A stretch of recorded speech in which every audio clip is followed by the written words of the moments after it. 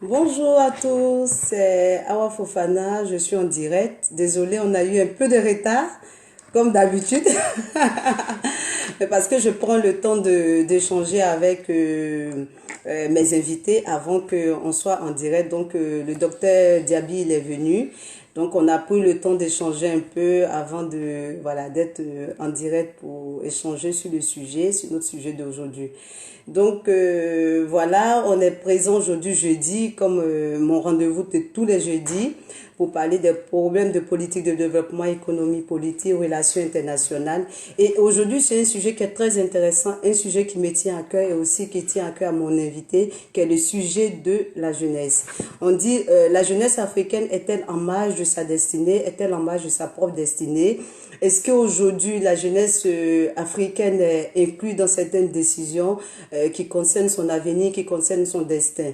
Donc, quand on voit qu'aujourd'hui, la jeunesse africaine est très forte, est très dense, et selon les estimations, il y aura en 2050, on aura plus de 60 des jeunes Africains qui seront dans l'âge de la jeunesse et qui seront en quête d'emploi. Donc, aujourd'hui, c'est de savoir, est-ce que vraiment cette jeunesse-là est vraiment incluse dans sa destinée? Qu'est-ce qui fait aujourd'hui que nos jeunes prennent la Méditerranée pour venir se chercher, comme on le dit, en griffe en Europe? Donc, avec le docteur Diaby, on va parler de ça, de cette jeunesse-là qui nous tient tous à cœur. Parce que moi, je vais vous dire, mais ça sera à la fin, vers la fin, vous dire, je vais vous redire encore pourquoi je fais ces séances vidéo, quel est l'objectif, mais je vais le dire plus tard, à la fin.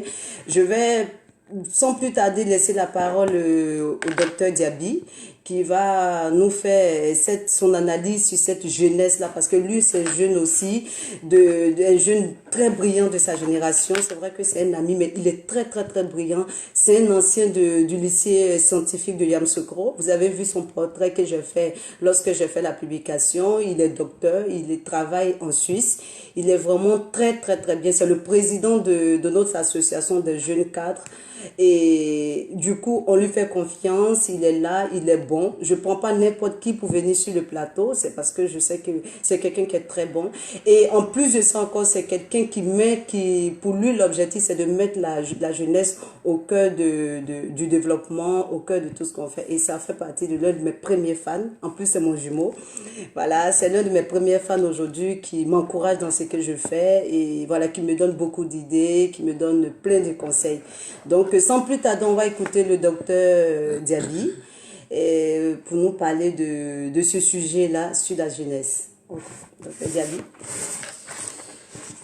Bonjour à toutes et à tous. Avant de commencer à rentrer dans le vif du sujet, je voudrais tout d'abord remercier Adja Fofana pour cette invitation. Donc le cadre qui est offert justement, qui est mis en place pour pouvoir échanger sur les problématiques de développement sur notre continent est un cadre très important, très intéressant.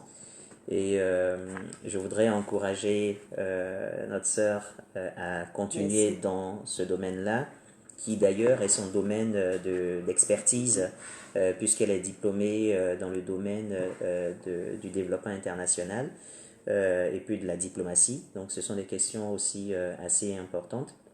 Et je l'encourage vivement, d'autant plus qu'elle est aussi jeune. Et donc on parle de la problématique de la jeunesse, et c'est bien que la jeunesse soit impliquée dans ce type d'initiative. Donc c'est très important. Et je voudrais aussi remercier tous les internautes qui nous suivent aujourd'hui depuis la page de notre sœur Adja Fofana pour discuter de cette problématique qui nous touche tous, parce que nous sommes d'abord africains. Nous avons nos pays respectifs, nous sommes dans un continent qui est le continent africain, le continent de tous les défis, tous les défis.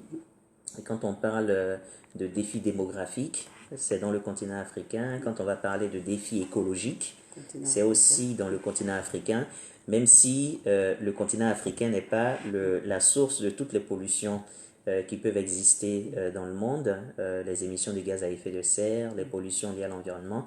Nous n'en sommes pas responsables, mais nous sommes les premiers à être les plus fragiles en fait, vis-à-vis des conséquences de ces problèmes environnementaux. Le continent africain, c'est le continent aussi des défis liés à l'emploi et les défis liés à la migration également. Donc c'est le continent de tous les défis. C'est aussi le continent, on va dire, qui est le sous-exploité en griffe en termes d'industrialisation. Et puis c'est en même temps le continent qui est aussi sous-exploité en termes de développement agricole, etc. Donc c'est vraiment le continent de tous les défis. Si on regarde l'économie primaire, l'économie secondaire et même l'économie tertiaire, c'est sur le continent africain qu'on a l'ensemble de ces défis. Et si on regarde également la question de la consommation, si on regarde en fonction de l'évolution démographique qui va s'opérer dans les prochaines années sur le continent africain, on va se dire encore que les consommations futures devront se passer sur le continent africain. Donc quel que soit l'angle sur lequel on va traiter ce sujet, on va regarder les politiques de développement, on voit que les défis majeurs sont à relever sur le continent africain. Et c'est bien que l'Afrique saisisse ces questions et que les jeunes Africains se prennent cette question comme principale, comme prioritaire. Et donc le thème, il est vraiment le bienvenu. Ce qu'on trouve dans les statistiques aujourd'hui, comme Adja le disait, c'est que 60% des Africains aujourd'hui ont actuellement moins de 24 ans. 24 ans, c'est un très jeune âge. Un très jeune âge. Ils ont moins de 24 ans et si on se projette à l'horizon 2050, on estime que 35% des jeunes dans le monde, quand on prend les jeunes dans le monde, ils seront africains. 35% des jeunes dans le monde seront africains.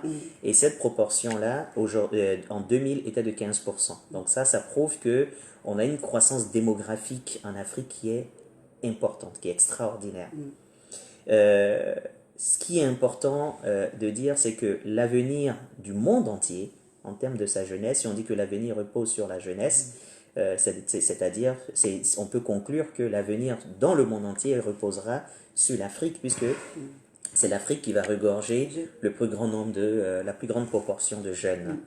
Et puis, le problème qu'on va rencontrer, c'est ce que Adja disait, c'est le problème de l'emploi, le problème du travail. C'est-à-dire qu'il faudra trouver du travail à toutes ces personnes-là qui vont composer la population mondiale demain, et plus particulièrement la population, le nombre de jeunes plus tard. On estime qu'aujourd'hui, actuellement, sur 4 jeunes, il y en a un qui a du travail. En gros, le taux de chômage est de l'ordre de 60% au global, si on prend l'ensemble de l'Afrique. Et bien évidemment, un taux de chômage relativement élevé contribue à une forte instabilité de tous les systèmes. Ça met tous les systèmes sous tension. Vous avez des jeunes qui ne sont pas occupés par de l'emploi, mais forcément, la nature a horreur du vide, il va falloir s'occuper autrement. Et s'occuper autrement, ça peut être par trouver la voie de pouvoir s'en sortir par la migration par exemple, ça peut être trouver d'autres voies et puis succomber à des appels fondamentalistes, notamment par le djihadisme ou par l'intégrisme ou le terrorisme mondial qui recrute un peu partout sur tous les continents. Donc finalement, c'est la jeunesse qui se trouve à ne pas avoir d'emploi et à vouloir un avenir meilleur, qui va être une des cibles principales de ce terrorisme mondial. Et puis, ne pas avoir de travail, bien évidemment, aussi va contribuer à provoquer plus d'instabilité dans les pays où ce taux de chômage sera élevé. Mais donc, si c'est en Afrique, on aura de l'instabilité politique, de la grogne sociale, etc. Donc, il est clair que le chômage, le manque d'emploi, le manque de travail va être une des priorités, un des enjeux importants de demain, d'aujourd'hui d'ailleurs, puisque le taux de chômage est déjà très élevé, mais ce sera aussi un enjeu important pour demain. Et puis, si on regarde d'ici à 2030, on estime à 30 millions de jeunes qui vont arriver chaque année sur le marché de l'emploi. C'est-à-dire que 3/4 des entrées sur le marché mondial, au monde, ce sera en Afrique. Donc, c'est-à-dire que il va falloir doubler le nombre d'emplois. Si on considère aujourd'hui que on a 450 millions d'emplois, 500 millions d'emplois aujourd'hui pour jeunes, il va falloir créer 450 millions d'emplois supplémentaires d'ici 2030. 2030, c'est dans combien de temps? C'est dans 10 ans. Nous sommes en 2020, c'est dans 10 ans. Donc, c'est-à-dire que la pression sur la création d'emplois, elle est assez forte. Et quand on voit que le besoin en emploi supplémentaire va se poser plus en Afrique qu'ailleurs, du coup, ça met une pression très importante sur nos États. Et quand on regarde nos États et la structure économique de nos États, on va se rendre compte que 90% de notre économie est basée sur le secteur informel. Ça, c'est aussi un autre point. Quand on va regarder les chiffres du chômage, plus particulièrement, selon la définition des Nations Unies, la définition de l'Organisation internationale du travail, quand on prend cette définition-là et qu'on prend en compte les jeunes qui n'ont pas d'activité, etc., on va arriver à des conclusions qui sont souvent erronées, c'est-à-dire que le taux de chômage en Afrique sera sur ce principe ce type de définition, le taux de chômage sera relativement très faible. Alors que dans la réalité, on va avoir d'une part des jeunes qui vont poursuivre des cycles de formation à n'en point finir parce que le marché de l'emploi ne permet pas d'absorber les jeunes qui sont diplômés d'une part, donc ils ne seront pas comptabilisés parmi les chômeurs d'une part, et puis d'autre part, tous ceux qui sont dans le secteur informel, qui sont pour la plupart dans un emploi précaire. Il suffit de voir aujourd'hui avec la crise du coronavirus, le premier secteur qui a été touché, ce sont les personnes qui sont dans le secteur informel. Parce que tout de suite, l'activité s'arrête.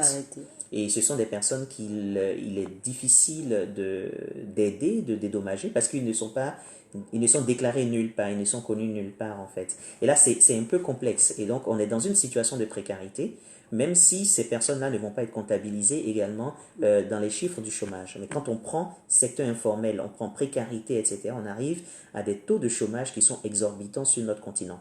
Donc l'économie informelle est aussi un enjeu important. On en parle depuis plusieurs dizaines d'années sur la question de la formalisation du secteur informel.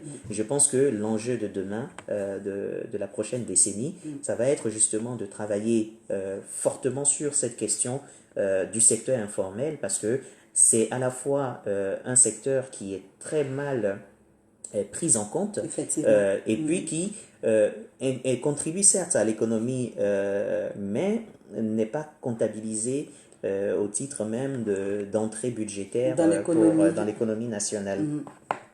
Par contre, ce qu'il faut se dire, c'est que l'Afrique a beaucoup de potentialités. Donc, il y a sa population qui est jeune, donc ça c'est aussi une potentialité. On parle de défis liés à l'emploi, mais la jeunesse de la population africaine est une chance pour l'Afrique, donc il faut le prendre dans ce sens-là. Et puis, il y a un autre point important au niveau de l'Afrique qu'il faut prendre, c'est le fait que sa jeunesse s'est appropriée très rapidement les nouvelles technologies.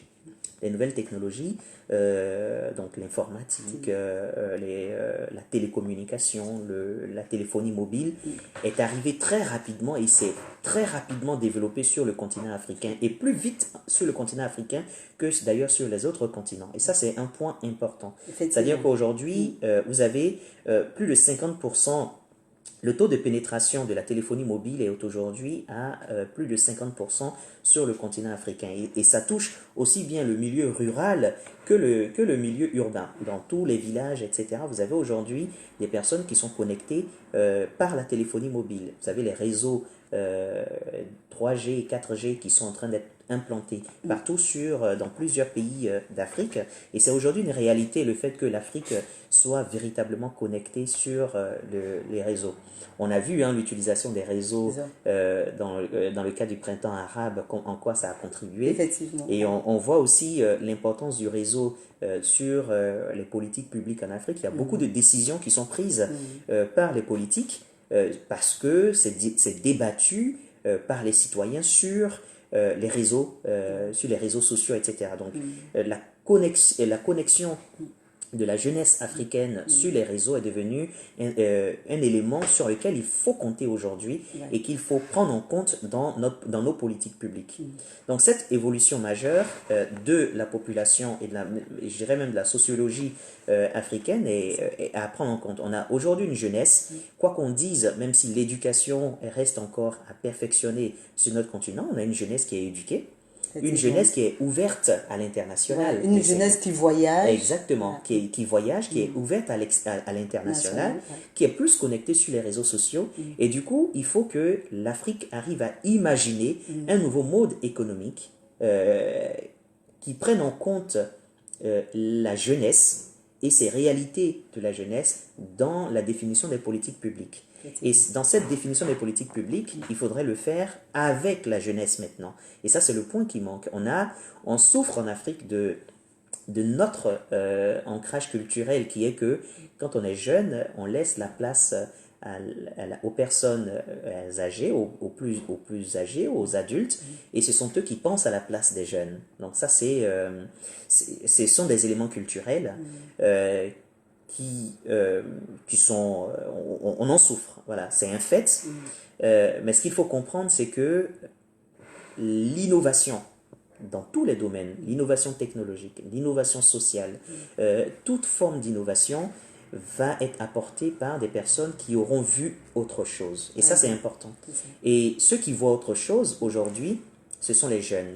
Et on n'a plus besoin forcément de voyager pour voir autre chose. Parce que la jeunesse est celle qui est connectée via les réseaux sociaux, via Internet, via la téléphonie, est connectée à l'international. Et quand on a cette connexion avec l'extérieur, on a cette capacité d'imagination et cette capacité justement d'innovation qui va être plus importante chez le jeune plutôt que chez la personne qui a déjà une certaine expérience. Et c'est connu d'ailleurs, si vous prenez dans le milieu professionnel, les experts, pour donner comme exemple, les experts sont des gens qui ont vu plein de choses et la capacité d'innovation de l'expert est beaucoup plus faible que le jeune qui vient et qui a envie de tester, qui a envie de voir, de tester des sentiers même qu'on pense être déjà épuisés, et c'est là qu'on va arriver à inventer, à recréer un certain nombre de choses. Et donc il faut que nos pays africains arrivent justement à composer avec cette jeunesse-là. Maintenant, comment on va y arriver? On va essayer de prendre en compte déjà circonscrire la question à l'espace CEDEAO. Déjà dans un premier temps, l'espace CEDEAO qui est la communauté économique des États d'Afrique de l'Ouest. Si on considère l'espace CEDEAO, on va se rendre compte que c'est un espace où le dynamisme économique est assez fort. On a un taux de croissance cumulé, moyen, qui va être de l'ordre de 6,7% dans l'espace CEDEAO, qui est un taux de croissance dont rêverait l'Union européenne par exemple, ou les États-Unis ou autres.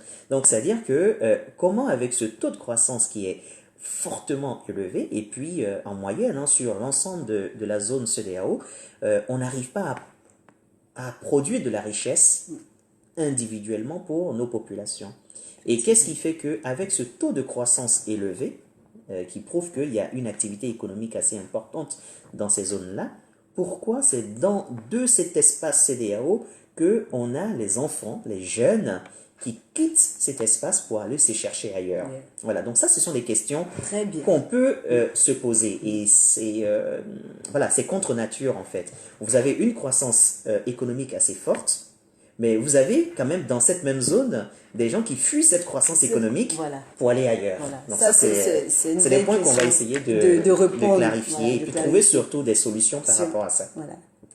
On a aussi dans l'espace CEDEAO un taux d'urbanisation qui devient de plus en plus important. Vous allez il y a des mégalopoles qui se sont formées. Vous allez à Abidjan. Abidjan est devenu aujourd'hui une mégalopole avec les frontières d'Abidjan qui sont en train de se développer un peu partout.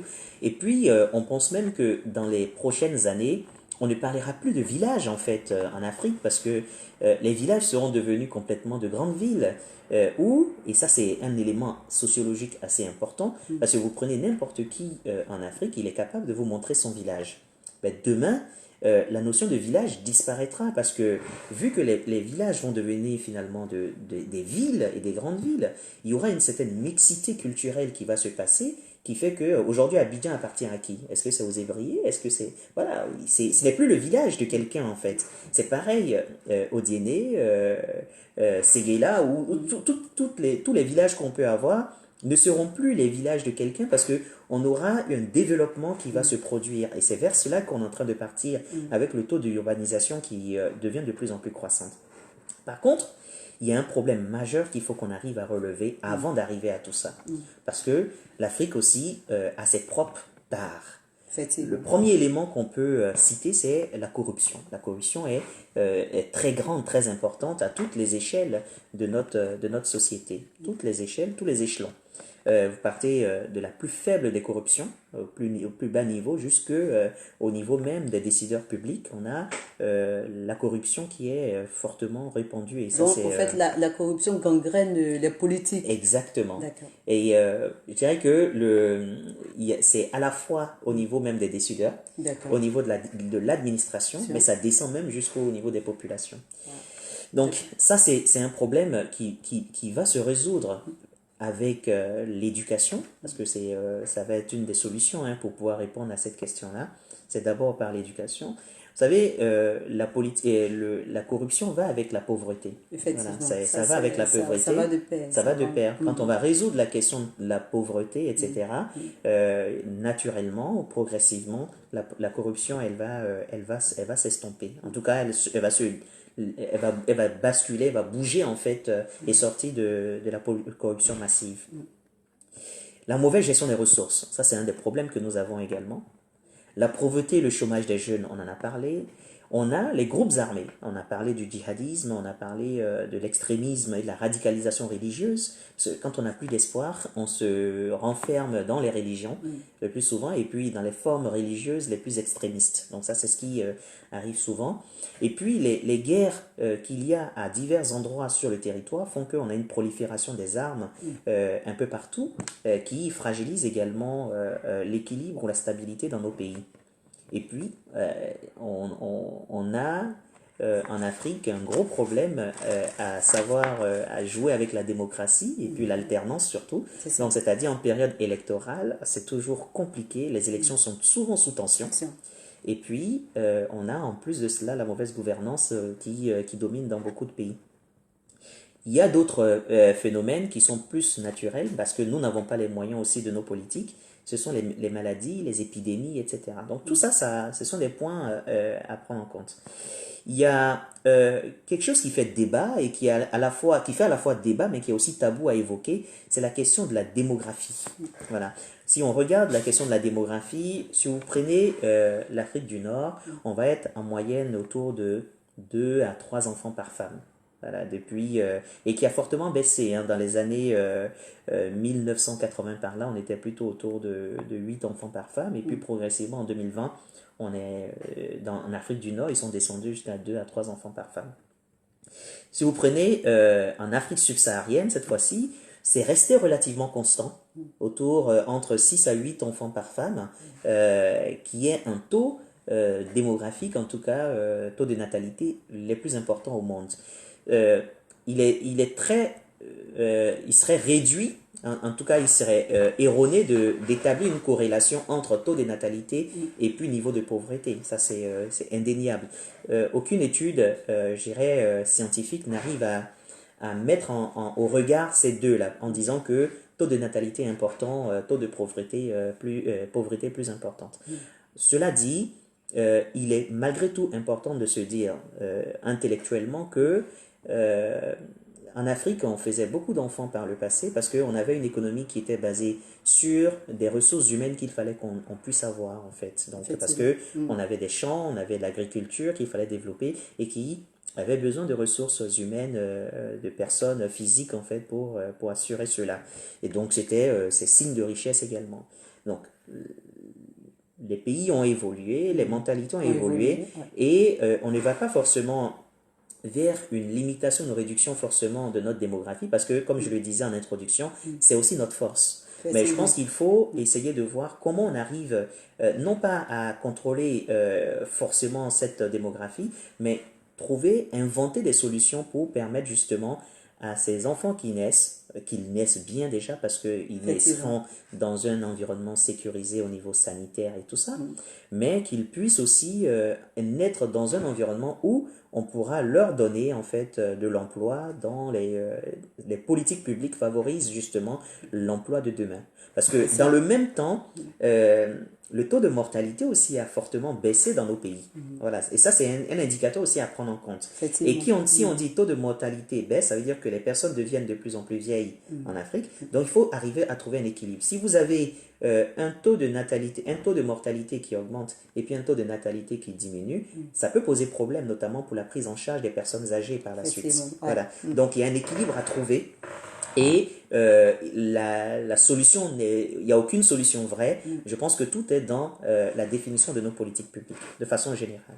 Donc, une fois qu'on a dit ça, on regarde maintenant la problématique de notre espace CEDEAO. Notre espace CEDEAO, c'est plusieurs pays, plusieurs langues qui sont parlées. Donc, il y a un enjeu important au niveau de cet espace CEDEAO.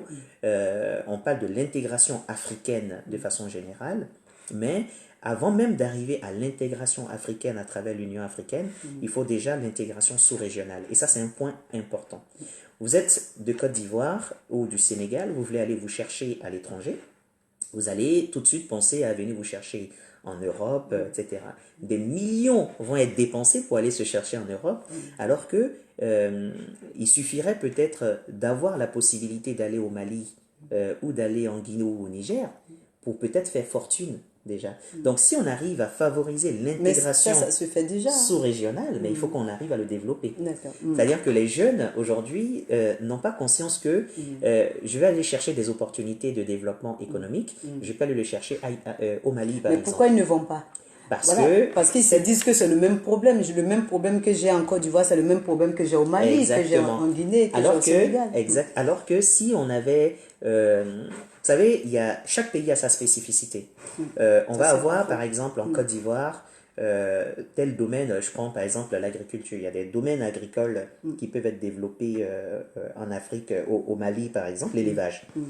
L'élevage qui va être peut-être développé au Mali.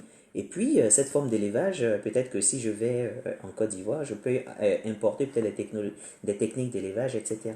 Ou bien même, je suis ivoirien, je suis dans le domaine des nouvelles technologies, etc. Et puis, je vais peut-être aller au Niger pour aller développer ce type de domaine qui va pas me coûter beaucoup d'argent en termes d'investissement, mais qui va me permettre aussi de transférer de la technologie, d'utiliser des ressources locales qui vont me coûter moins cher, etc. Donc, cette intégration sous-régionale, elle est à favoriser. On a un système légal qui nous le facilite avec la mise en place de l'OHADA. L'Organisation du droit des affaires en Afrique. Exactement. Qui est déjà réglementé, qui fait que on peut investir, même étant de Côte d'Ivoire, aller investir au Cameroun, par exemple. Donc, c'est déjà existant, mais il faudrait que les Africains puissent s'en approprier massivement. On a aussi l'OAPI qui existe, qui est l'organisation africaine au niveau de la propriété intellectuelle, qui permet de préserver en fait l'innovation au niveau, cette fois-ci, africain. Au niveau de l'enseignement, on a le CAMES aussi, qui permet aussi de réguler ou d'homogénéiser l'enseignement supérieur au niveau de l'Afrique et du Malgache. Donc il y a des éléments institutionnels qui sont mis en place pour favoriser cette intégration africaine ou sous-régionale. Et si on va aussi vers la monnaie, on a les États. On avait une monnaie unique qui était le franc CFA qui est en train d'évoluer vers l'éco au niveau de l'Afrique de l'Ouest. Mais cette intégration monétaire également doit faire son chemin.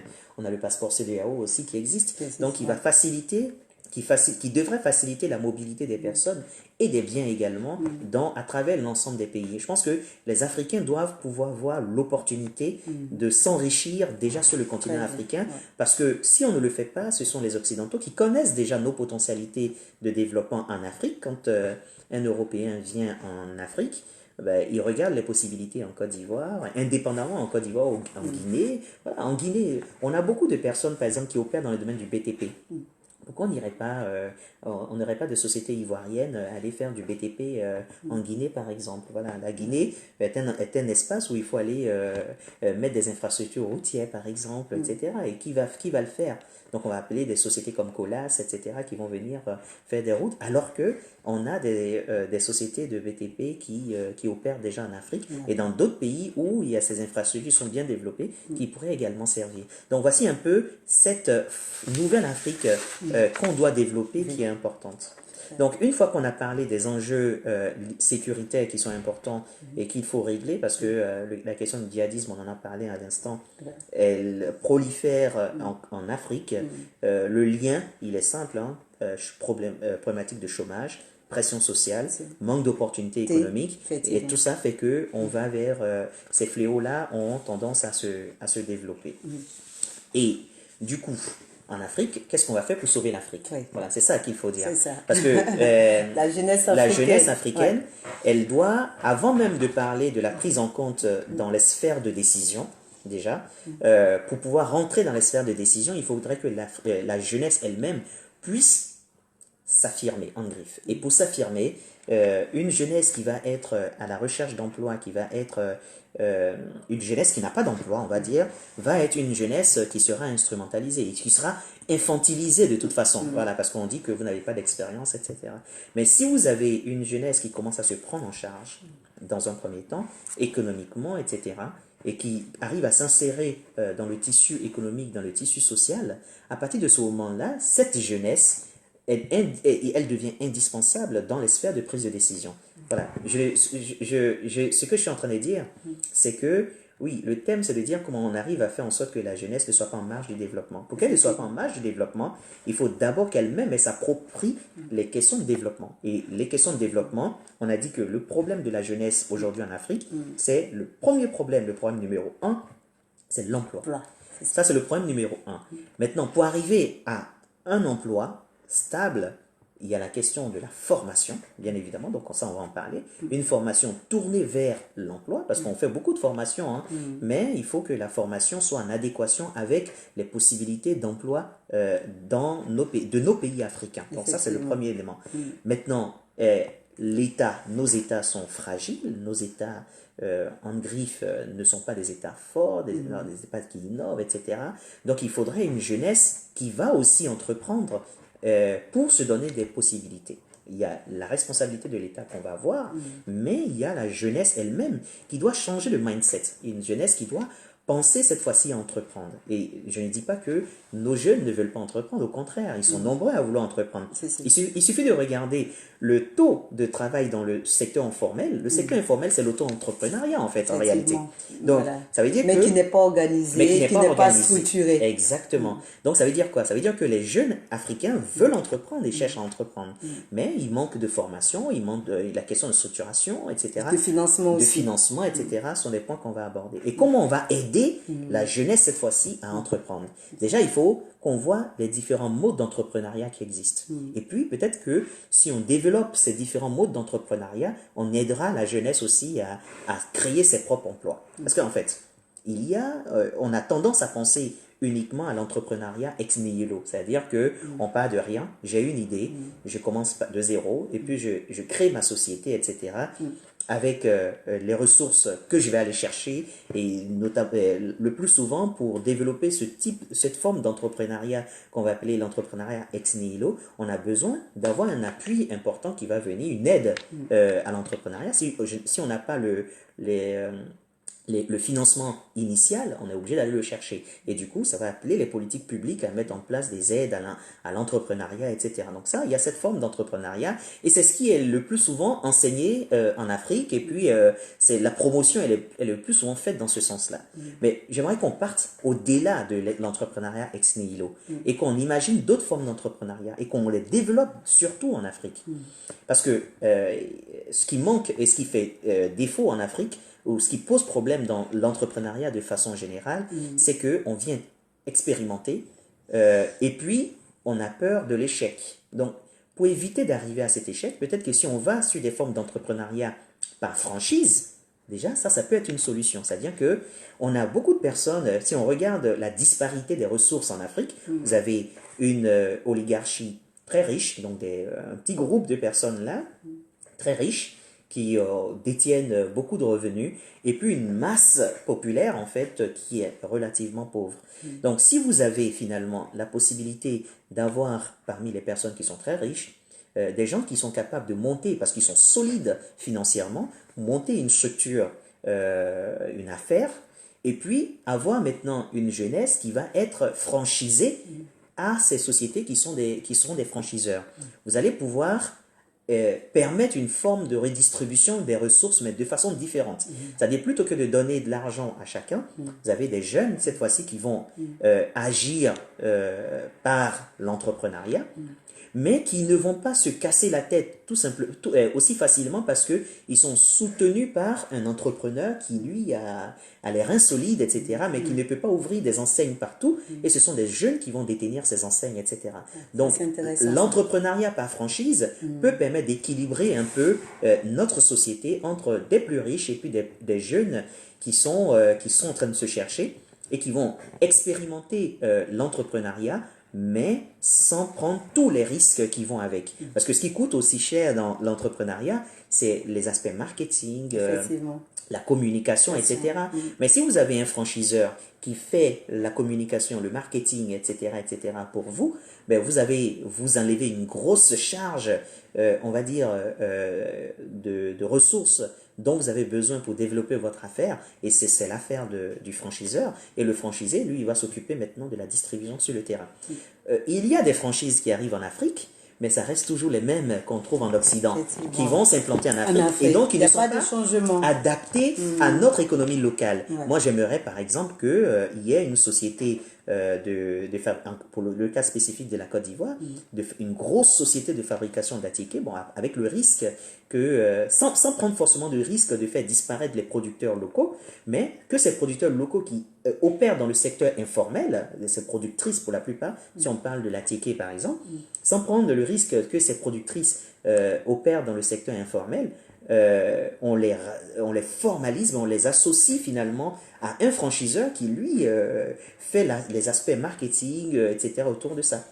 Nous avons une culture assez importante, qui est la culture du garba, par exemple. Si on a une enseigne de garba, mais cette fois-ci, on va dire, où il y a un franchiseur qui met tout un concept marketing en place, etc., pour que ce garba qui est présent en Côte d'Ivoire, à Abidjan notamment, puisse se développer dans toutes les régions de Côte d'Ivoire, etc., on va avoir une nouvelle jeunesse qui va pouvoir s'intéresser à ce secteur de la restauration.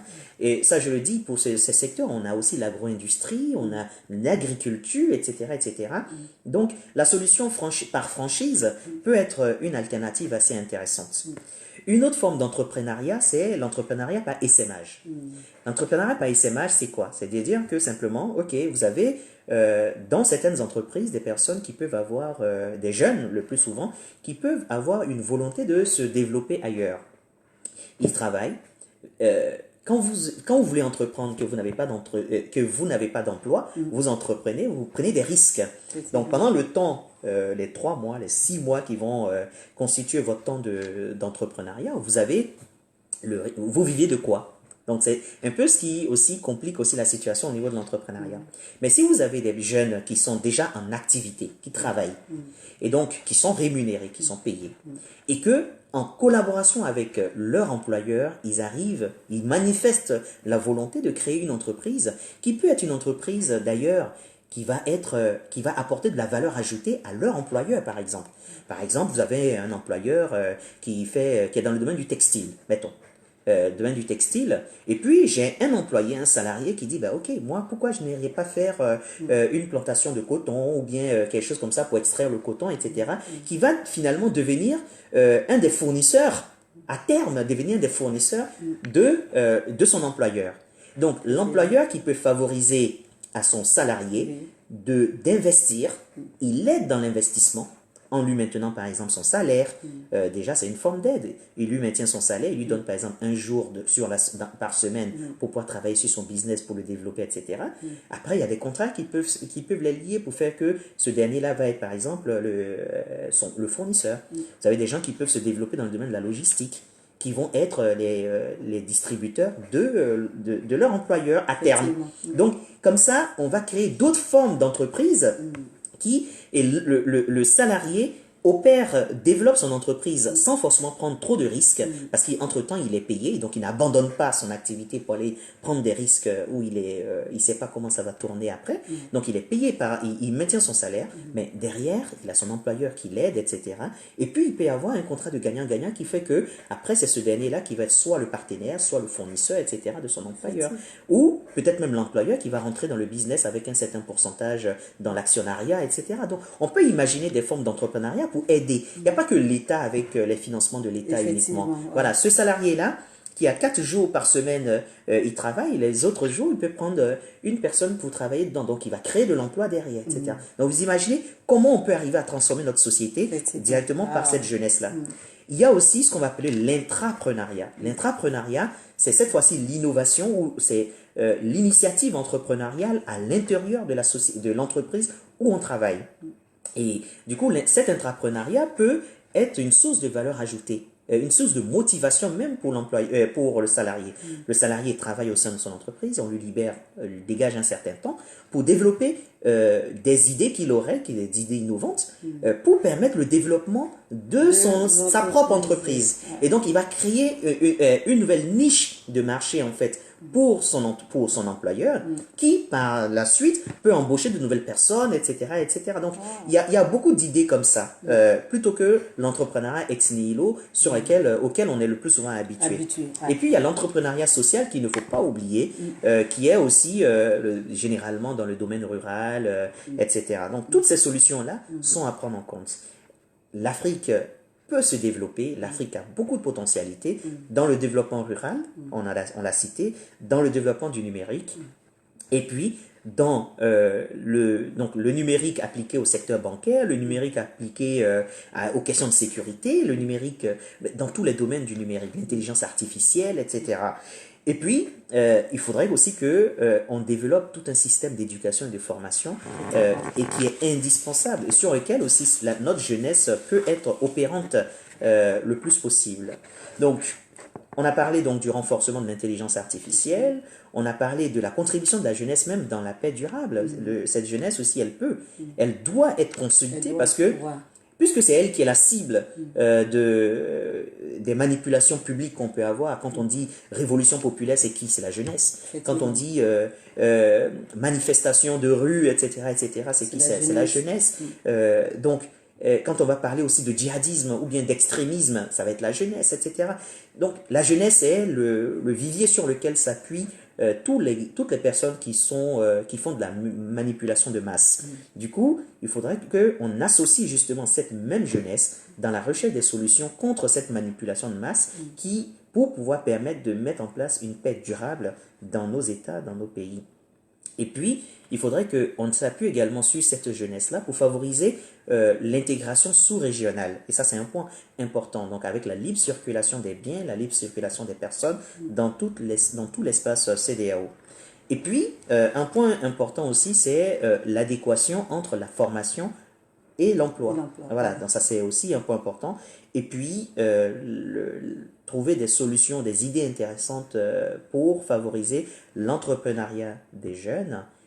Et c'est tout ça qui nous permettra de lutter également contre l'immigration clandestine et de faire de l'Afrique justement une Afrique où les gens migrent pour y aller et non une terre d'émigration en fait. Voilà, il faut qu'on fasse la boucle dans l'autre sens pour que les opportunités se créent en Afrique et que le développement puisse se faire en Afrique.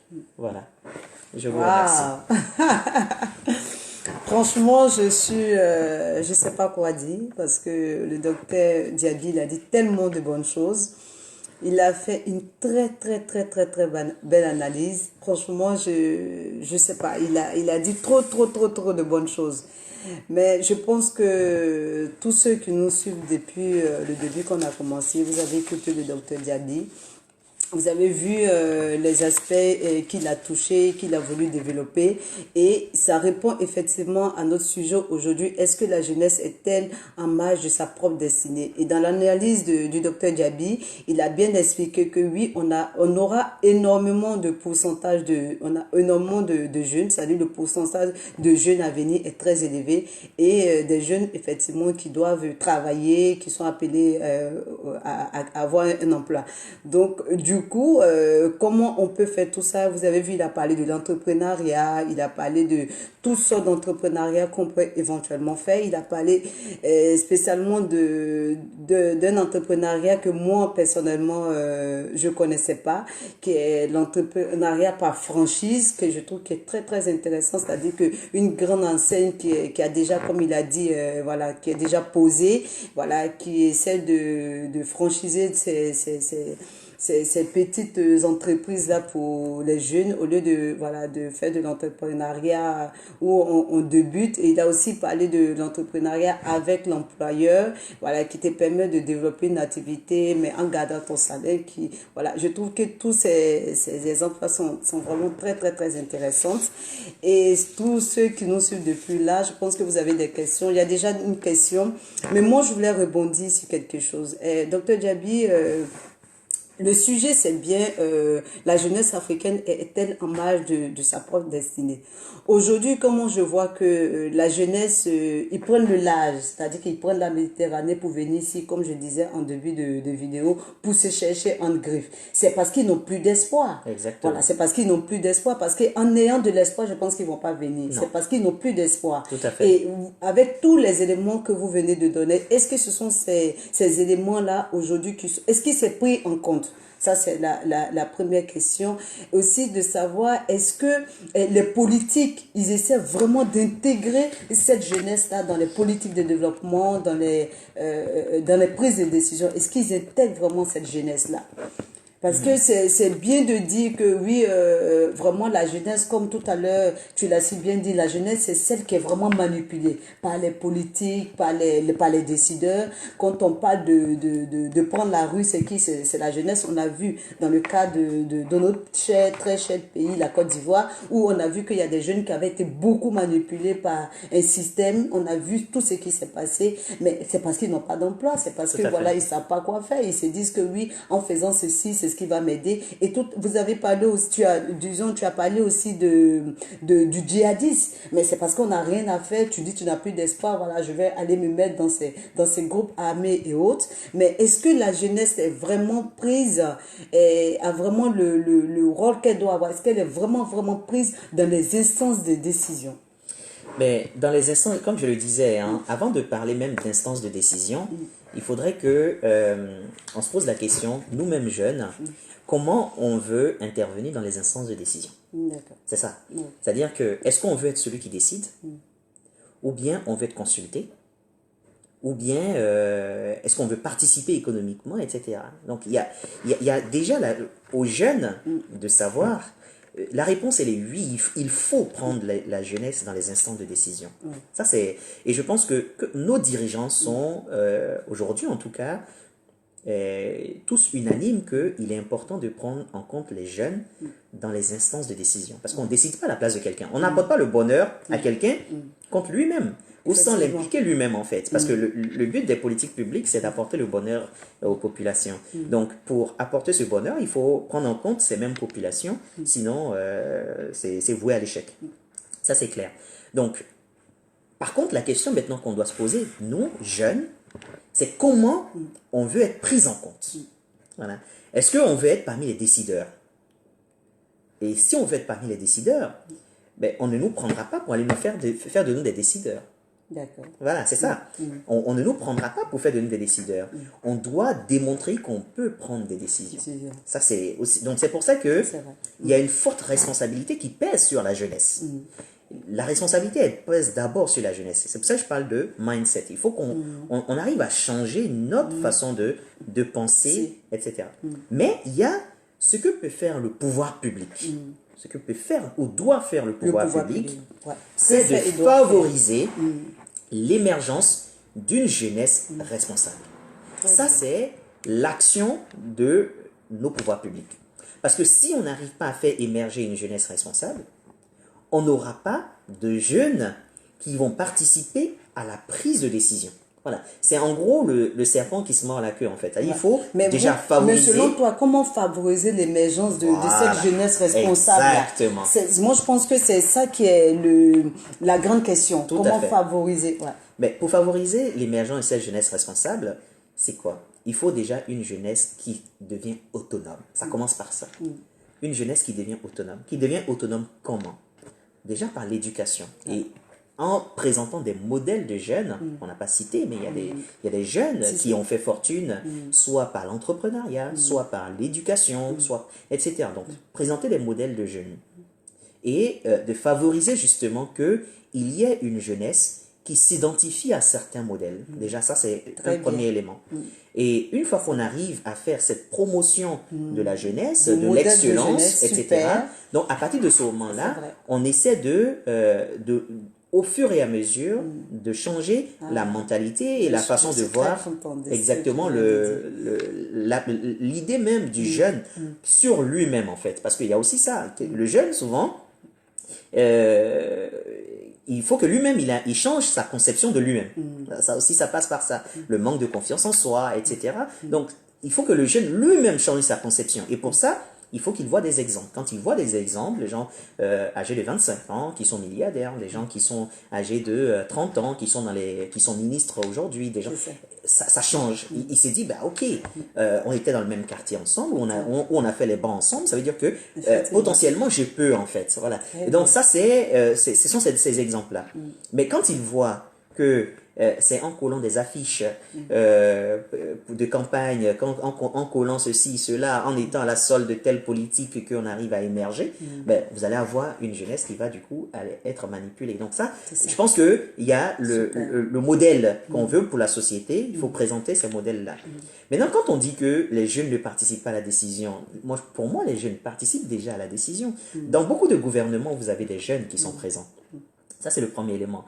Deuxième élément, si vous regardez là où se prennent les lois, là où se décident les lois, c'est au Parlement. Et au Parlement, il y a énormément de députés qui sont des jeunes également. Donc, c'est-à-dire que ceux-là, ils participent à voter des lois, à faire des choix en termes législatifs. Et c'est où les députés sont jeunes? On peut citer le cas de la Côte d'Ivoire, on peut citer le cas du Sénégal. Moi, par contre, je ne savais pas. Énormément de députés qui sont... L'âge moyen des députés... Si vous prenez l'âge moyen aujourd'hui au niveau du Parlement ivoirien, on est au-delà de 40 ans. Voilà, une quarantaine d'années. Donc, parce qu'il y a un gros vivier de jeunes qui sont aujourd'hui au sein du Parlement, autour de 40-45 ans. Justement, Dr Djabi, je voulais rebondir justement aussi ce que tu es en train de dire en ce qui concerne la jeunesse. Les jeunesses qui sont prises dans certaines décisions. Comme par exemple, je prends le cas de Kamisa Camara, cette jeune malienne qui a été ministre des Affaires étrangères au Mali, ensuite ministre de l'économie numérique, et maintenant elle est secrétaire générale à la présidence. Et selon vous, comment vous voyez cet aspect-là de mettre aujourd'hui cette jeunesse-là de trentenaire, d'une trentaine d'années à des postes comme ça, à des postes de ministre, de très grands responsables?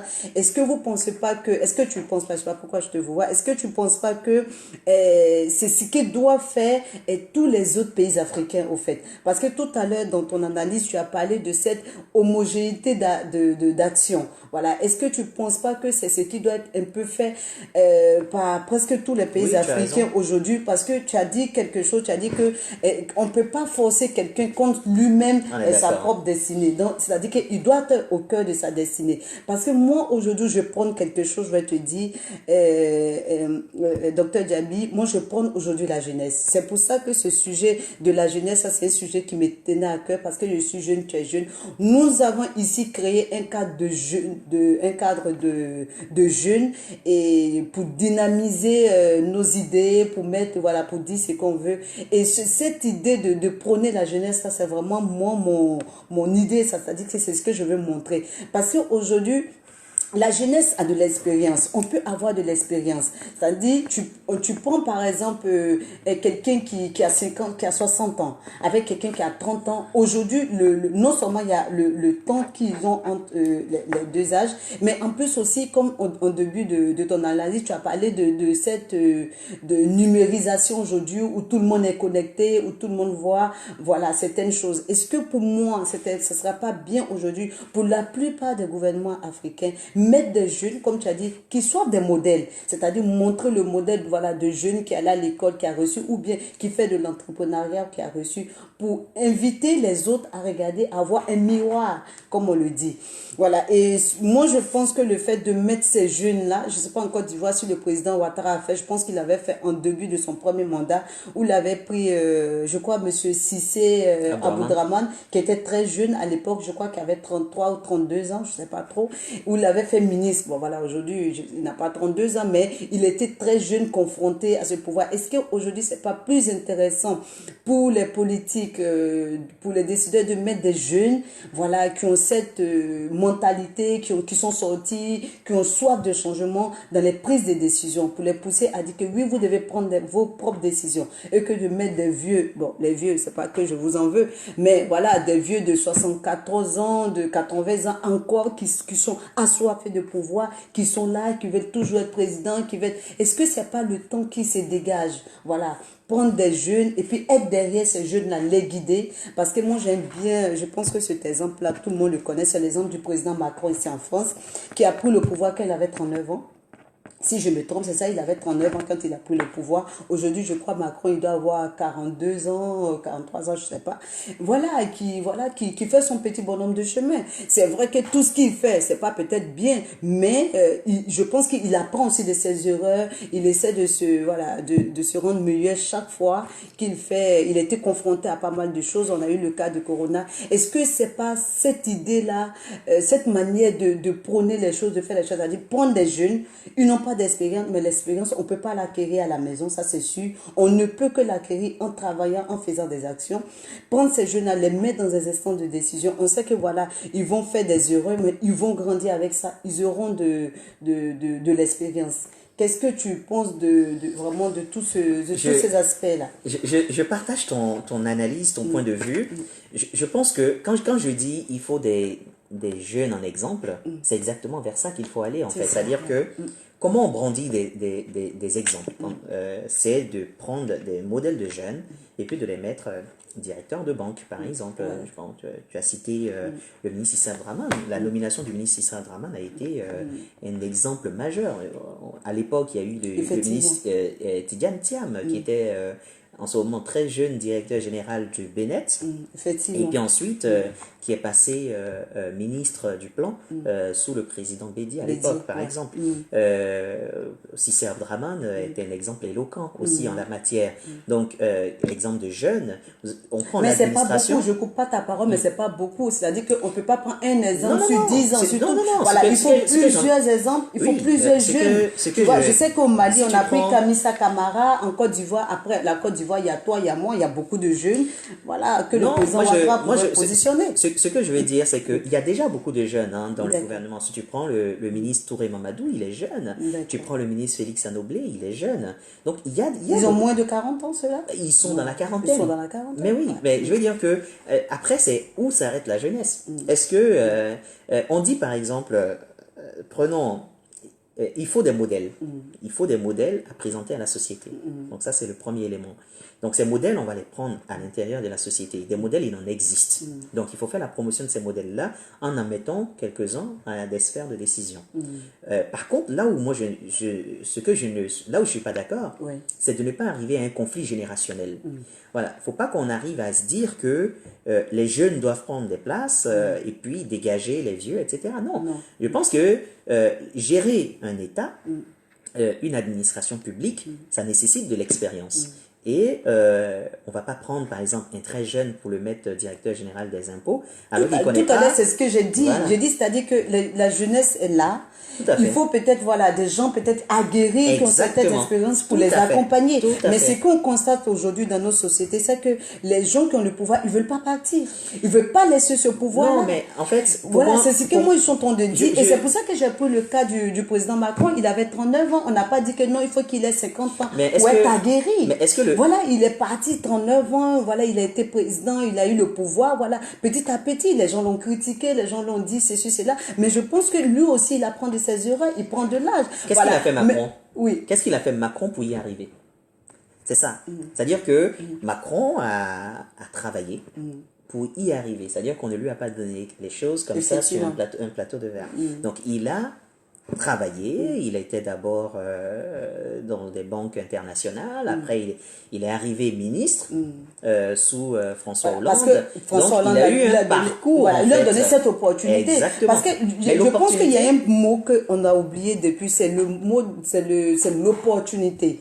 C'est-à-dire donner l'opportunité à l'eau de s'affirmer, donner l'opportunité à chose, comment on appelle ça même, à l'autre de dire ce qu'il veut. Moi, je vais revenir un peu en arrière. Lors de notre réunion, il y a Bafalikou qui a dit quelque chose qui était très intéressant. Il dit, on donnera la parole à tout le monde pour pouvoir s'exprimer. Que parce qu'il y a des gens, ils peuvent s'exprimer, mais peut-être en groupe ou bien avec du monde, ils n'arrivent pas. Donc, le fait de se préparer comme ça à chaque réunion, où tout le monde prend la parole, ça peut permettre de se former. Tout à fait. Donc, voilà, c'est ce que je voulais dire, ça peut permettre de se former, voilà, de pouvoir prendre la parole. Donc, il faut cette opportunité-là. On dit la Est-ce même chose. qu'aujourd'hui, les États africains donnent l'opportunité à leur jeunesse de s'affranchir, à leur jeunesse de parler? Est-ce qu'ils donnent ça vraiment? C'est ce mot-là que je veux faire ressortir, opportunité. Est-ce qu'ils donnent l'opportunité? Parce que moi, je pense que s'il y a de l'opportunité, on ne va pas prendre le large. On ne va pas prendre la Méditerranée. On prend le large, on prend la Méditerranée. On se met aujourd'hui dans des groupes djihadistes parce que pourquoi? On n'a plus d'espoir. Mais bien sûr. Et cet espoir-là, qui devait nous la donner, qui devait nous la faire vivre cet espoir. C'est ça, c'est ce que je veux qu'on ressorte. Mais l'opportunité, il faut donner l'opportunité à la jeunesse. On dit exactement la même chose. Hein. C'est-à-dire que pour moi, je suis sur la question de la méthode. Comment on y arrive? D'accord. C'est-à-dire que on est d'accord que il faut la prise en compte de la jeunesse. On est d'accord que il faut donner cette opportunité à la jeunesse de pouvoir participer, de pouvoir s'émanciper déjà, et puis participer aux sphères des décisions. Ça, il faut cette opportunité-là. Il faut donner cette opportunité. Maintenant, comment on le fait? Comment on le fait? Est-ce que c'est en disant que tous les vieux vont dehors et puis la jeunesse prend? Je ne pense pas que ce soit la solution. Ouais. Je ne suis pas pour un conflit générationnel. Je pense qu'on a besoin de nos adultes, de personnes âgées, on a besoin d'eux parce qu'ils regorgent d'expérience. On peut tout critiquer, mais ils regorgent d'expérience. Aujourd'hui, ce sont eux qui sont en charge de la gestion publique, ce sont eux qui sont en charge de payer les fonctionnaires, de faire tourner nos entreprises, etc. Donc, ils servent également, ils ont l'expérience qui est la leur. Nous avons notre expérience aussi avec ce qu'on a pu connaître par les réseaux sociaux, par l'Internet, par toute notre culture générale et puis notre culture informatique qu'on peut apporter également. Donc, il faut un mélange. Donc là où je serais, j'irais peut-être en termes d'évolution, peut-être, c'est de se dire, tel qu'on l'a fait pour équilibrer entre hommes et femmes avec le fait d'imposer un quota de femmes, etc. Peut-être qu'il faudrait aussi imposer des quotas de jeunes dans toutes les instances de décision. Ça peut être aussi une évolution. Après, la question qui va se poser, qui est-ce qu'on va appeler jeune? Est-ce que le jeune, ça va être jusqu'à 25 ans? Ou bien le jeune, ça va être jusqu'à 30 ans? Tu vois, tout à l'heure, je te disais qu'il y avait tel ministre, tel autre, etc. Tu m'as demandé, est-ce qu'ils ont moins de 30 ans? Tu vois? Est-ce que le jeune, c'est jusqu'à 40 ans. Ben voilà. De Donc, 25 à 40 ans. donc si on prend de 25 à 40 ans, ben, tu as beaucoup de personnes aussi Et dans il y a beaucoup l'ensemble de personnes qui rentrent dans cette tranche d'âge. Et puis aujourd'hui, Énormément de est-ce personnes. qu'il faut... après, il faut regarder l'évolution sociologique. Avant, la moyenne d'âge était dans la cinquantaine. Aujourd'hui, dans les sphères de décision en Afrique, on partait à partir de 50 ans. Et puis ensuite, on évoluait jusqu'à dans les 70 ans, etc. Et c'est la mort qui nous séparait des sphères de décision. Maintenant, aujourd'hui, si vous regardez la moyenne, elle est, la gaussienne, elle est centrée le pic est entre 40 et 50 ans. 40 et 50 ans, franchement, en Afrique, c'est pas encore vieux. c'est une évolution. On était après la cinquantaine, aujourd'hui on est entre 40 et 50 ans. Parce qu'il faut ramener les choses dans leur réalité en fait. Et puis, il faut ramener les choses aussi dans leur contexte. On a des exceptions. Tu as cité Camille Camara, tu as cité Cissé Abdraman. On peut citer aussi, tu vois, dans le secteur bancaire, on va citer par exemple le DG de la BNI en Côte d'Ivoire, par exemple, Fadiga Youssouf, c'est aussi un très jeune. Tu vois. Maintenant, est-ce que pour qu'il soit jeune, il doit avoir moins de 40 ans? Moi, je vais te dire que si on a déjà le pays une gaussienne qui va être centrée autour de entre 40, 45 ans, 50 ans, on aura déjà évolué. Tu vois, c'est toujours une transition générationnelle. Il ne faut pas faire de bond en avant parce que c'est toujours les uns qui prennent les expériences des autres. Et quand on va arriver dans cette tranche d'âge, ou peut-être à la prochaine décennie, on va avoir quelque chose qui va être centré autour de la trentaine, entre 30 et 40 ans. Donc, les choses vont évoluer au fur et à mesure de cette façon-là. Mais de dire on doit aller de personnes qui ont 70 ans septuagénaires à des gens qui ont la vingtaine, alors que si on prend la population africaine aujourd'hui, jusqu'à 25 ans, 30 ans, les personnes n'ont même pas encore commencé à avoir leur première expérience professionnelle. Effectivement. Donc, il y a un problème. Il y a déjà, il y a des étapes d'abord à franchir. Donc, si on dit, OK, jusqu'à 30 ans, les gens n'ont pas encore eu en Afrique leur première saison professionnelle, ils sont encore en train de faire plusieurs masters. Je parle pas de ceux qui sont sortis et qui ont eu la chance peut-être d'apprendre ailleurs, etc. Et ce sont ces personnes-là qui sont pris en modèle et en exemple pour que justement, ceux qui sont sur place puissent pouvoir créer leurs propres opportunités, etc. Mais jusqu'à 30 ans, les gens sont encore en famille, les gens cherchent à se débrouiller, les gens cherchent, etc. Donc, on a des problèmes structurels qui existent à partir de ce moment-là.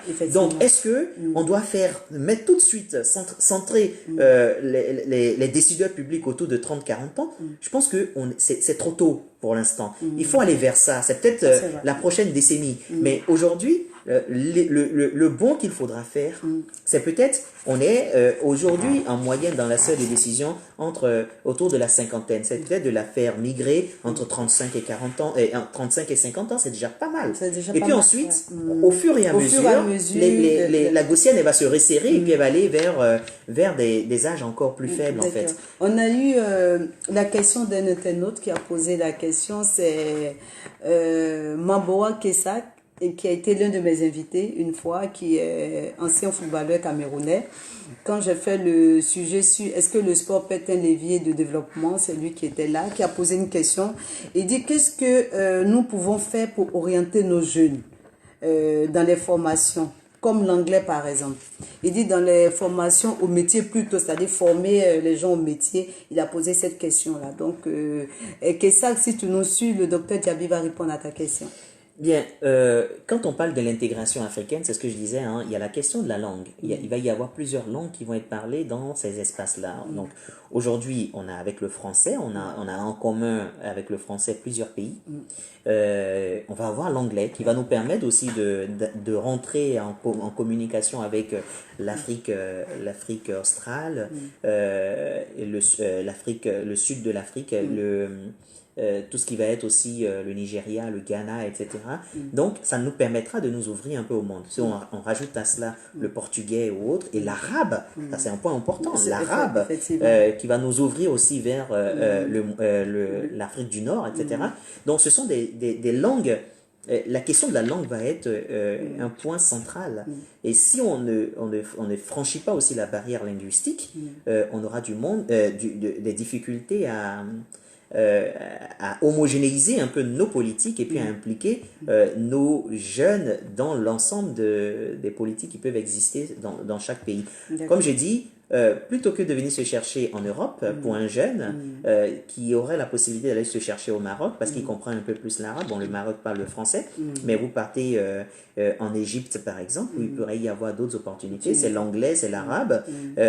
Vous avez l'une de ces deux langues, vous pouvez assez facilement vous intégrer. Ouais, donc cette question d'apprentissage de la langue est aussi un enjeu capital qui va permettre aussi favoriser qu'est-ce que nous pouvons faire pour orienter maintenant les jeunes dans la formation? Ça, tu as répondu à la langue, la formation. Donc, la langue est un point important. La formation. Ce qui est important dans la formation, il y a l'instruction. Ça, c'est ce qu'on nous enseigne. On nous donne l'instruction. On nous apprend à connaître les maths, à connaître la physique, à connaître les sciences économiques, la diplomatie, etc. Le droit et tout ça. Ça, c'est l'instruction. C'est ce qu'on nous enseigne. Mais il faut arriver à transformer cela en besoin sur le marché. Et c'est ça qui est le plus difficile aujourd'hui. C'est comment je transforme ce que j'apprends en besoin sur le marché. Et cette relation-là, elle est pour l'instant très peu pratiquée dans nos modes d'enseignement en Afrique. La formation professionnelle est un point qui est aussi fortement négligé. Si vous prenez un pays comme la Suisse ou même l'Allemagne, ils ont compris que la formation professionnelle est un levier de développement. Et contrairement à des pays comme la France, où la formation professionnelle était par le passé négligée ou même banalisée, vous allez en Suisse, l'une des références en termes de formation, ça va être la formation professionnelle. Vous arrivez au bac, à l'équivalent de leur bac, et puis vous allez tout de suite en études supérieures, on vous apprend tout de suite à travailler sur le terrain. Tout de suite, on favorise la formation professionnelle, ce qui était marginalisé aujourd'hui en France et donc également dans nos pays. Regardez nos lycées professionnels en Côte d'Ivoire, par exemple, parler du cadre de la Côte d'Ivoire. Ce sont des domaines qui sont marginalisés alors que la plupart, on parle d'un secteur informel. Comment on peut formaliser le secteur informel si on ne développe pas nos formations professionnelles? Voilà. Donc, le développement de la formation professionnelle est un des leviers majeurs, en fait, de la formalisation du secteur informel. Parce que là, on va donner à des gens qui vont apprendre des métiers, des éléments qui vont permettre de créer, de gérer une affaire, etc., etc. Donc, professionnaliser un peu ce domaine-là. Donc, la formation professionnelle est un levier assez important. Donc, cette formation-là, et puis, il y a un autre point très important qui est beaucoup négligé en Afrique, c'est la formation tout au long de la vie. On pense souvent que quand on est arrivé à avoir son diplôme, etc., c'est bon, on a commencé à rentrer dans le monde professionnel et c'est terminé. Non, la formation tout au long de la vie, parce que ça nous permet d'aller voir, on a commencé en tant qu'ingénieur en mécanique, on peut terminer demain en tant que responsable d'un secteur financier. Voilà. Pourquoi? Comment on le fait? Par la formation continue. Donc, l'aspect formation continue aussi est un point aussi assez important qu'il faut aussi développer en Afrique. Donc, la formation de façon générale, qu'elle soit adaptée aux besoins du marché, mais en plus de cela, il y a des secteurs qui sont négligés. La formation professionnelle en est une, et puis la formation tout au long de la vie est aussi un autre élément indispensable. Et puis, un autre point assez important, et ça, moi, j'y tiens, c'est la formation politique. C'est quand je dis formation politique, aujourd'hui, on rentre en politique véritablement sans formation. Je pense qu'il faut de l'information pour faire de la politique. Même si la formation ne fera pas la politique, mais il faut de la formation pour entrer en politique. Il faut savoir comment fonctionne un État, c'est un rudiment avant de rentrer même dans la sphère politique. Ça s'apprend sur le tas, c'est vrai, mais il y a des éléments conceptuels à avoir au niveau de la formation. Et ça peut se faire même par les partis politiques également. Les partis politiques peuvent organiser la formation interne de leurs militants. Et tout ça, ça contribue aussi également au changement parce que ce sont ces militants politiques qui vont devenir les décideurs de demain. Également. Et donc, finalement, si vous ingérez de la formation à l'intérieur des partis politiques, dans tous les domaines, les partis politiques peuvent s'investir dans la formation en économie, s'investir dans la formation en industrialisation, etc. De relations internationales, exactement. De diplomatie. Voilà. Donc ça, c'est des éléments à enseigner à ces militants politiques, etc. Donc il faut des écoles de partis pour enseigner même la démocratie au sein des partis politiques, etc. Ça permettra de ramener la stabilité dans nos pays et ça permettra également même à ces jeunes aussi de pouvoir développer leurs propres affaires, qui vont faire aussi l'affaire même de leur parti politique, pourquoi pas. Mais je pense qu'il faut que la question de la formation, elle inonde l'ensemble des couches socio-professionnelles. Autant on l'a fait pour les femmes en question pour la question de l'autonomisation, et c'est en cours actuellement, il faut le faire dans toutes les sphères de décision, dans toutes les sphères de l'État. Docteur Djabi, vous êtes super. Moi, j'ai une dernière question à poser. Voilà, pour ne pas que les internautes disent qu'on a été trop long, parce que le sujet intéressant, c'est sur nous, la jeunesse. Et nous, le sujet, c'est sur la jeunesse africaine. Mais on a parlé un peu plus de la jeunesse ivoirienne. Et est-ce que vous pensez aujourd'hui que toute la jeunesse africaine, voilà, a le même problème, ou bien les problèmes sont différents d'un pays à un autre? Est-ce que dans toute l'Afrique, on a le problème de l'emploi des jeunes? Est-ce que dans toute l'Afrique, on a le problème de l'entrepreneuriat des jeunes? Est-ce que dans toute l'Afrique, on a le problème de la formation des jeunes? Voilà, je voulais savoir. Pour moi, les trois problèmes existent partout en Afrique, mais à des degrés moindres. Voilà. Si vous prenez, prenons le Nigeria. Vous allez prendre quelqu'un au Nigeria, il aura plus de capacité à aller vers l'entrepreneuriat que dans l'Afrique francophone.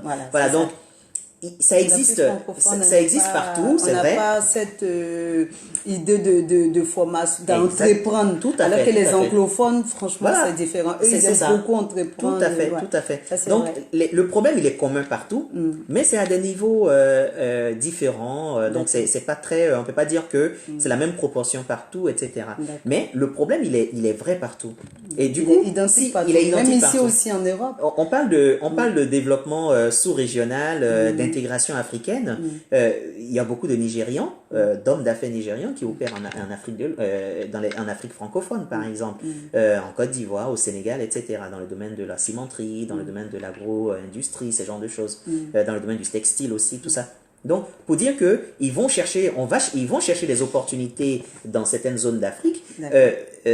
En Afrique francophone également, on peut aller chercher des zones, des opportunités d'affaires ailleurs. Et puis, quand on parle de zones industrialisées, si vous allez en Afrique australe, vous allez avoir des niveaux d'industrialisation plus importants. Du coup, ça fait des éléments, des zones de migration. Beaucoup d'Africains de l'Ouest travaillent, par exemple, en Afrique du Sud. Ouais, donc, c'est des éléments où on peut imaginer que plutôt que de venir se chercher en Europe, ce qui est et au niveau de l'Afrique, il y a un vivier important et il faut qu'on puisse aussi aller se chercher. Moi, je voulais un peu rebondir sur ce que tu viens de dire, cette histoire de bouger entre nos pays africains. Mais je vais relever un peu quelque chose qui s'est passé il y a quand même un moment, mais qui a fait qui m'a beaucoup écœuré. C'est le fait que des Nigériens avaient été attaqués par des Sud-Africains en Afrique du Sud. Et c'était des gens qui étaient allés justement pour travailler, qui avaient des magasins. Est-ce que, parce que tout à l'heure, avec tout ce que tu as dit, il faut régionaliser certaines choses, plutôt que d'aller se chercher en Europe, on peut aller. Est-ce que déjà, moi je pense que dans toute l'analyse, on n'a pas parlé de l'unicité de l'Afrique. Est-ce qu'aujourd'hui, l'Afrique ne doit pas se dire que oui, il faut que nous soyons un continent unique. Il faut que le Nigérien soit fier d'aller travailler en Côte d'Ivoire. Il faut que le Sud-Africain soit fier d'aller travailler en Ouganda, au Mozambique, au Lesotho. Est-ce qu'on ne doit pas parler de cette unicité africaine? Parce qu'il faut le dire, je vais le dire, je ne vais pas cacher mes mots. Ceux qui me suivent, de toute manière, la vidéo est partagée. Et puis, bon, justement, il faut la partager. L'Afrique n'est pas unie. On n'est pas unis en Afrique, il faut le dire. Parce que quand j'ai vu ce qui s'est passé en Afrique du Sud, c'est quelque chose qui s'est répété à plusieurs reprises. Où il y a des gens qui étaient allés, les Sud-Africains qui chassaient des Nigérians, qui chassaient des Zimbabwéens. Moi, je trouve que c'est atroce. Pour un continent africain, c'est atroce. C'est quelque chose qu'on ne verra jamais en Europe, on ne verra jamais en Occident. Même ici, quand on voit les Roms, comme on le dit, qui traînent un peu partout, dans les métros, qui font la manche, ils ne sont jamais renvoyés par le gouvernement français. Ils ne sont pas frappés, ils ne sont pas chassés, rien. Mais pourquoi entre nous, Africains, on le fait? Donc déjà, en Afrique, on n'est pas unis, il n'y a pas d'unicité en Afrique. Il n'y a pas d'unicité. Donc, du coup, c'est bien de parler de cette, aller se chercher. Mais je voulais dire que ça existe déjà. Il y a très, très longtemps, ça existe. Et où les Africains vont dans d'autres pays africains. On a vu le cas de la Côte d'Ivoire, où le président Félix Houphouët-Boigny disait que la terre appartient à celui qui la met en valeur. On a vu énormément de Burkinabés qui sont venus pour travailler en Côte d'Ivoire. On a eu des Maliens, on a eu des Sénégalais. Voilà, toute l'Afrique de l'Ouest venait en Côte d'Ivoire parce que la Côte d'Ivoire, c'était l'Eldorado. En Afrique de l'Ouest, ils venaient pour travailler. Et jusqu'à présent, ça continue. Moi, je connais des chefs d'entreprise de Sierra Leone qui sont en Côte d'Ivoire, qui sont des chefs d'entreprise aussi en Côte d'Ivoire. Moi, je pense que c'est pas parce que c'est mon pays que je le dis, mais la Côte d'Ivoire a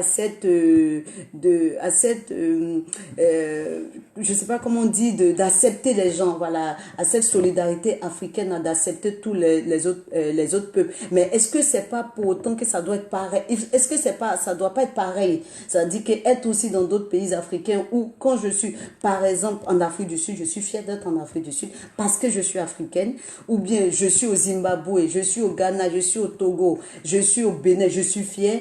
Est-ce que ça doit pas être comme ça? Parce que je vois qu'on n'est pas beaucoup unis en Afrique. Et moi, je pense que si on n'est pas unis en Afrique, tout ce qu'on fait, ça sera que du bout des doigts, voilà, on va juste s'en parler comme ça, mais ça se mettra pas vraiment en place. Sinon, vraiment, tu as dit tu as dit beaucoup de bonnes choses, beaucoup d'exemples. J'espère que ceux qui nous ont écoutés et qui ont partagé la vidéo, ils ont compris ce que le docteur Diaby voulait dire. On va conclure cette séance qui est vraiment enrichissante. C'est vrai qu'on n'a pas eu beaucoup de questions, mais je pense que peut-être que le docteur Diaby a dit des choses déjà pour anticiper les questions. Voilà, il a dit de bonnes choses. Donc du coup, on va conclure. Je vais te donner le mot de la fin. Mais moi, je vais remercier certains amis. Aujourd'hui, je vais revenir un peu sur mon historique. J'ai créé cette plateforme-là justement, comme Monsieur Dr Diaby a dit au départ, c'est pour parler des politiques de développement économique, relations internationales, économie politique.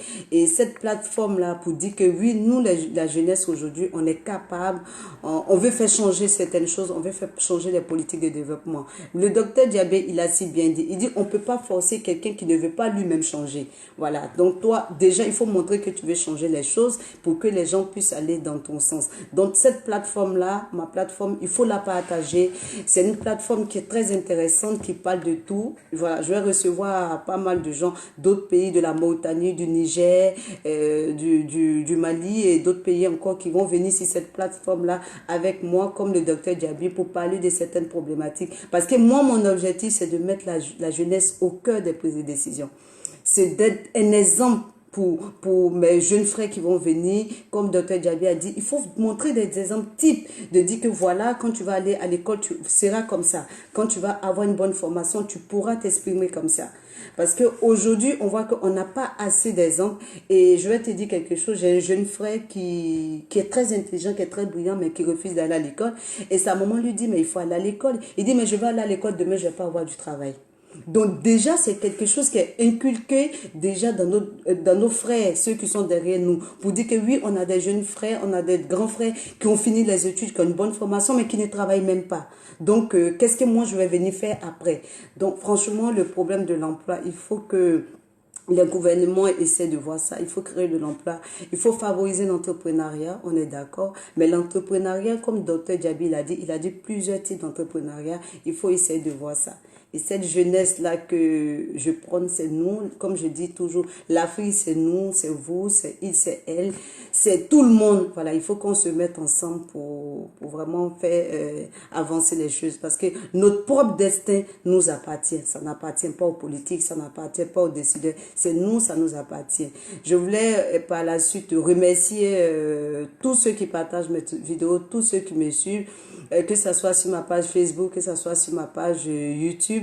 Je voulais remercier principalement Monsieur Adou Aimé du côté du Canada, Toronto, qui partage mes vidéos du côté de l'Amérique du Nord, voilà, qui est très gentil. Je voulais aussi remercier mon groupe de cadres, de jeunes cadres. Donc le président, c'est Kader Diaby, qui est ici avec moi, voilà, qui me soutient, qui partage mes vidéos, voilà, qui me donne une petite notoriété. En tout cas, je remercie tout le monde, je remercie Bafalikou, je remercie vraiment tous ceux que je connais pas le nom, mais je remercie tout le monde de me faire de m'aider dans cette aventure-là en partageant mes vidéos, en posant des questions et voilà, en m'aidant. Je remercie toutes mes amies du côté de la Côte d'Ivoire aussi. Et principalement, je voulais faire un petit clin d'œil à une amie pourquoi je voulais faire, parce qu'elle entreprend. Elle fait des pizzas aujourd'hui, elle s'appelle Annick V. Et en plus qu'elle travaille, tout à l'heure, Dr Diaby a dit, il faut des gens peut-être qui travaillent, qui ont déjà une base, et voilà, qui font de l'entrepreneuriat. Et justement, elle, c'est une personne qui est dans ce cas-là. Elle a son petit boulot, mais elle fait de l'entrepreneuriat et elle est dans la nourriture, dans la restauration. Donc, elle a son petit business de pizza. Donc, faites un tour de lui, c'est Abidjan, je crois. Véronique, si tu me suis, si je me trompe pas, c'est ça.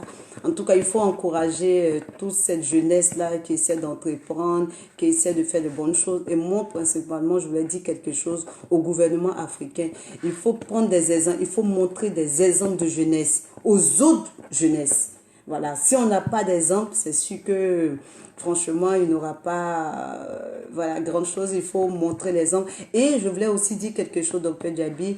Il faut que ces jeunes qu'on met en exemple, il faut qu'ils puissent donner le retour du bâton à l'autre jeunesse. Voilà, c'est bien qu'ils sont ministres et d'autres, mais qu'est-ce qu'ils font pour la jeunesse? Est-ce qu'ils essaient d'aider les jeunes frères? Parce que la politique embrigade beaucoup souvent les gens. Quand tu es dans la politique, voilà, on t'a fait ministre, on t'a fait, voilà, tu penses à toi, tu penses à ta vie, tu oublies vraiment cette jeunesse-là qui est derrière toi, à qui tu dois donner aussi le bâton du retour. Et en Afrique, on voit ça beaucoup, on voit ça énormément.